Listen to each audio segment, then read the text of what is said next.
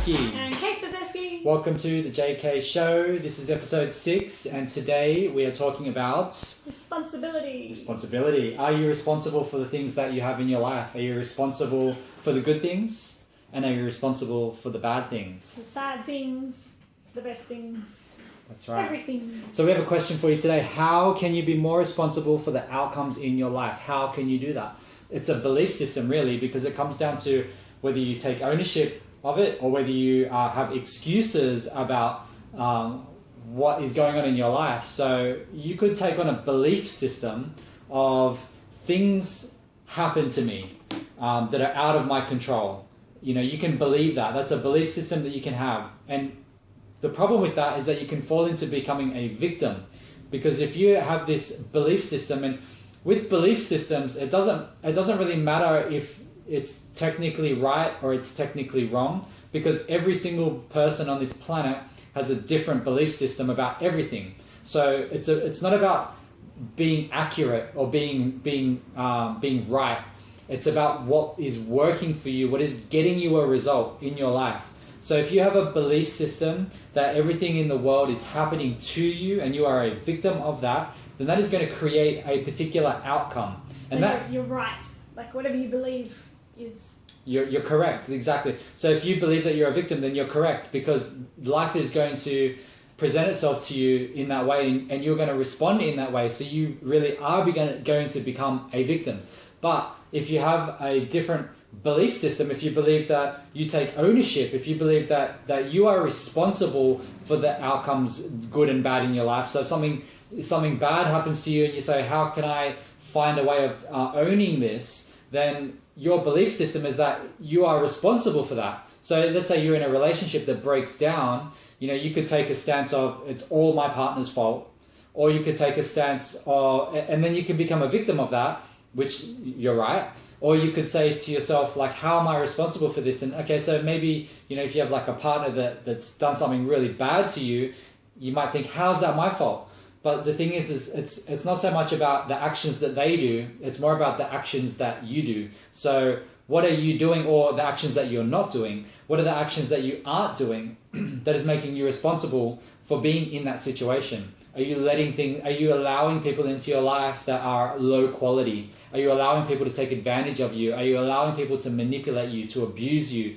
That is the level of responsibility that I'm talking about, where you take that ownership and take the responsibility for how you allow other people to speak to you, to be around you, to treat you, to talk to you, and what is acceptable for you. So that's what I'm talking about when I say taking ownership, and that's a belief system. So you can choose to take on any belief system you want, but the thing is that you need to be aware of what's working for you versus what's not working for you. So that's the key point here in terms of responsibility. One of the key points is taking ownership versus being a victim and having excuses. The second thing is to beat average. Okay, so we have the average, the norm, and you know, you look around in this country and the average is overweight, right? The average is people who aren't happy with their jobs. What else? They're not happy with their partners. They're not happy with their financial situation. Not happy with their living arrangements. Whatever it is. It comes down to standards. And that's the average. That's what they base it on. It's like, you know, the average people is this, and it's like, well, I don't want to be average. I wouldn't, like you talk about like relationships and standards and stuff like that. Like I wouldn't date Jai if he was a jerk. Because my standards are much higher for myself. And, you know, prior to meeting Jai, I'd met heaps of Deros that were jerks. And, that, you know, you'd sort of brush your hands with them very quickly because, for me, I was like, I want the best. And that's my standards. That's what I want for myself. So. And your standards, it's up to you. It's your own personal thing. So let's talk about your health. What standard is acceptable for you? Is it acceptable for you to be fat? Is it acceptable for you to be on medication for the rest of your life? Pharmaceutical prescription medication that is stabilizing you artificially, your blood sugar, your heart or whatever. Is that acceptable for you? Or do you want more? Do you want to raise the standard and become above average? Because the average person is taking blood pressure medication, statin drugs, cholesterol medication, you know, all of these things. They're overweight. They're not happy with their body. You know, they don't like to show their body. They're not comfortable looking in the mirror. This is what the standard average person is. And we're just getting comfortable with it because everybody seems to be like that. But the thing is that, like, it's not about what is okay for other people. It's about what's okay for you. What is your standards? At what level are you prepared to live your life? Because again, when you take that belief system of ownership, that's when you can make changes. Because if you have a belief system of being a victim, then in your head there's no solution for you because you're a victim. There's no answer. It's not your fault. It's not your problem. It's you're pushing it to something else or someone else to be the creator of that part of your life that you're not happy with. So being average or beating average means stepping up your standards, accepting, identifying what is acceptable for you, and then making the responsible changes that you need to do to step it up. So there we have ownership, and we have beating the average, and then we have measuring things in your life for improvement, which we do a lot of, and we see a lot. Yeah, day to day. We touched on it in our last episode, and it's we said, you know, what gets measured. What's the word? It's you can't manage. Can't manage what you don't measure. There's another way to say it, and I can't think of it. But yeah, basically, like, we have loads of people come in here, and so we measure their progress, and we measure their fitness, and we measure their waistline, we'll measure them on the scales, we'll measure like things that they're doing. Only then do they improve. Yeah. Only then. And like, we've had people actually come in this week, and they like lost 1.5 kilos, and they're like, oh yeah, that's alright, like, I'm not very happy with that. I'm like, what do you mean? That's awesome. And I was like, you wouldn't have even lost that last week if you weren't measuring it. And so that's the sort of thing, it gives you some kind of momentum to move forward. And it's like, if something's written down on paper, then all of a sudden it's real, and then you've got to achieve and sort of, progress through that. So I've always measured things when I was saving for a house. It's like, all right, how much can I put away every week from my pay? How much can I afford to sort of do that? What do I need at the end? And am I going to be able to buy a house? Yes, because I measured what I needed, and I progressed through that and bought a house. For me, in my life, the only time I've ever had improvement is when I've measured it. Yeah. When I've measured something out. Yeah. In anything. Yeah. I mean, you can look back at things that that you were doing sort of 10 years ago and realise that you've progressed without having to measure some stuff like that. But you'd hope that you are getting better. But a lot of people are going backwards as well, you know. And not realising. Yeah, like, and it gets to this breaking point, and people sort of might, get to... Yeah, it depends, for some people it's 40, for some people it's 50, for some people it's 60, it depends.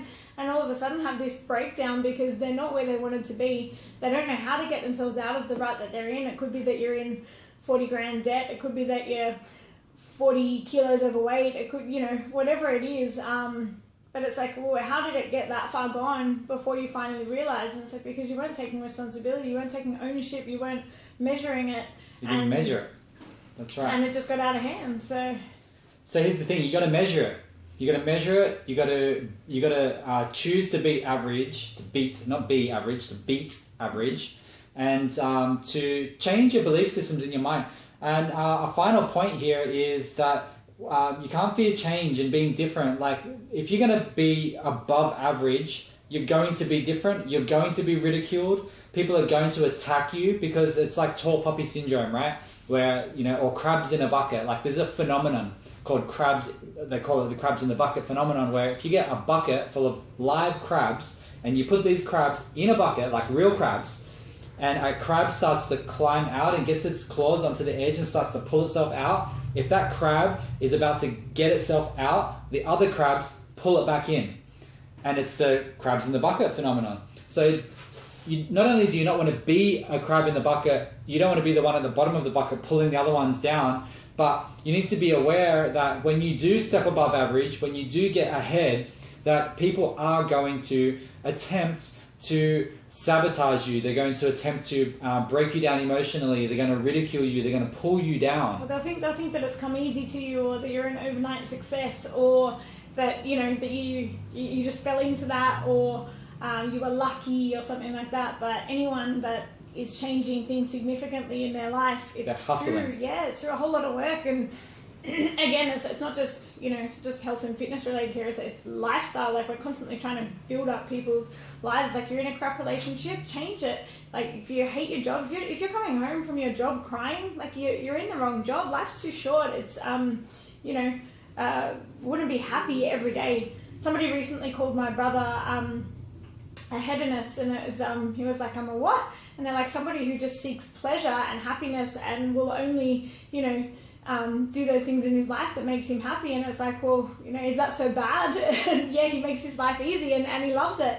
And that's what he does. He's in a job that he enjoys, because he gets to work with us. And, and with good clients, and his lifestyle is good. He can train all day, and, that's the life that he's chosen for himself. But again, that was a choice, and that was something that he progressed towards and made for himself. So I remember when I used to have a previous career in IT, I did not like that job. And I used to wake up in the morning not wanting to do that job. And eventually I got pushed to a limit where I needed to make a change. I needed to face my fear and step outside of that comfort zone. I needed to challenge myself to grow, and I needed to move into a new career that was more aligned with who I am, that makes me happy, which is in the health and fitness world. And where I've never had that feeling ever since, because I'm following something that's good for me. I've stepped outside of what was average and normal for my standard at that time.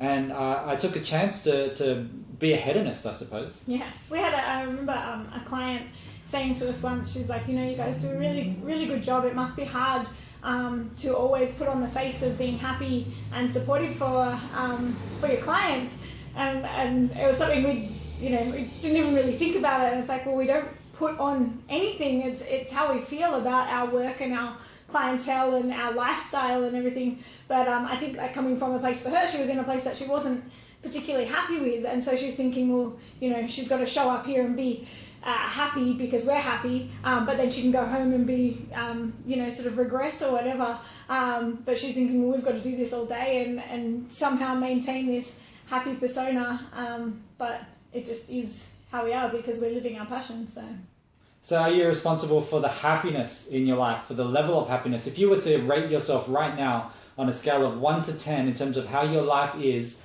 how happy are you right now? Scale of 1 to 10. 1 being not happy at all, 10 being very happy. Exactly. So what are you right now? Ask yourself that question. How happy are you on a scale of 1 to 10? How responsible are you for that? Are you taking responsibility for that?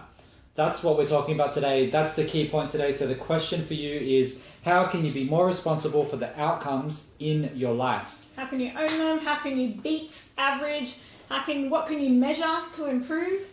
And how can you be different and change? And not fear it. Don't fear the change. People are going to pull you down. People are going to call you things. People are going to criticize you. People are going to try and break your confidence. Just get new friends. You just got to, you got to be too busy with that. You're so busy getting ahead and becoming above average that you don't even have time to care about what other people think. I have this saying that other people's opinions of me is none of my business. Okay? Other people's opinions of me is none of my business. I don't care about other people's opinions of me. Okay? And my opinion of other people is my business. Because if you're worried about what everybody thinks about you, everybody's got an opinion. You're going to have the worst life because everyone's going to have an opinion, and not everyone's the same, and not everyone's going to agree with us. We don't agree with everyone else. And if everyone just told everyone that, and everyone took that personally, then your life's going to be crap because you're just constantly going to be ridiculed from other people who don't matter. So. And I find that most people that I come across that are having emotional problems, whether they're depressed or have anxiety or things like that, there's a very common thing that I find in them, and that it is that they spend a lot of their mental energy concerned about what other people think about them. And there's a direct link there. So we need to start to change how we think about things and kind of align our focus more towards what is important for us that is actually going to give us a return on our investment. Think of your thoughts as an investment. So you're investing in a thought and you're going to get a return from that thought. So if you invest in a thought of something that creates fear for you, the return is the fear, the emotion of fear. That's your return on the investment of the thought. So, but then again, if you think about something that makes you happy, then that happy thought is the investment, and the return is the emotional happiness that you feel as a neurological response to what you're thinking. So be very cautious of how you invest in your thinking. And they say like physiology equals psychology, and it's so obvious. If I was sitting here like this, then I'd probably feel pretty sad if I can't keep a straight face doing it. But if you're always boisterous and I'm up and I'm like, I'm out there, it makes me feel more energetic just from putting a smile on my face and waving my hands around because I talk like I'm Greek. So I was reading a book from Tony Robbins, who's a performance coach, and he was talking about how he changes people's states, and he calls it changing state.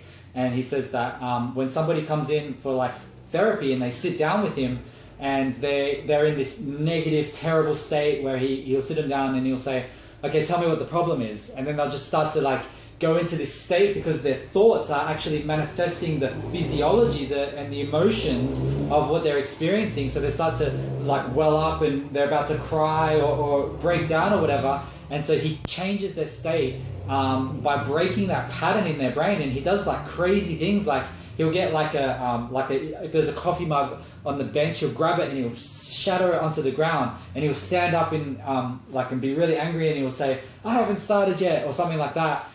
But he's not doing it because he's emotionally reacting to that. He's doing it to specifically change the state of the client. And every time he does that, they kind of shake out of it, and they've gone from being sad and about to burst out into this outbreak of sadness. And as soon as he does that, he breaks their state, and they straight away they snap out of it instantly, and they're like, oh, I'm so sorry.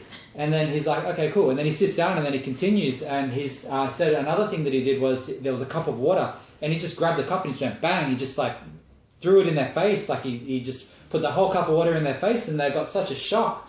And it was because they were in a state of anger. They were getting really angry about what they were talking about. And he's like, I'm going to break the pattern in your brain and cut you off from bringing up this aggression through your thoughts. And so if you can continue to break your own state when you're thinking about things that don't make you happy, or if you feel like a victim or anything like that, changing your state, like what Kate was saying, changing your physiology, your posture, that in itself, that creates connections up into your brain that changes the neurons in your brain, and it starts to release different chemicals and hormones, and it makes you feel totally different. So so try that out. Try and change your physiology, the way you hold your posture, and see how that impacts the psychology and the emotions that you carry. So I think that's what we wanted to cover off today. Is there anything else you want to cover off? Okay. So it's about being responsible. So how responsible are you? How happy are you? Are you taking it to the next level? Are you above average? Are you beating average? I want to see you beat average. Don't be average. Too many people are average. Too many people are suffering. It's too crowded down in average land. It's too crowded down there. Yeah, that's it. Step up into the next level. There's lots of space everywhere, and you can enjoy life at a much higher level. That's it. Okay. Have the best day ever. Yeah. Episode 6. Jayamcation. That's it. Well done. Peace out. My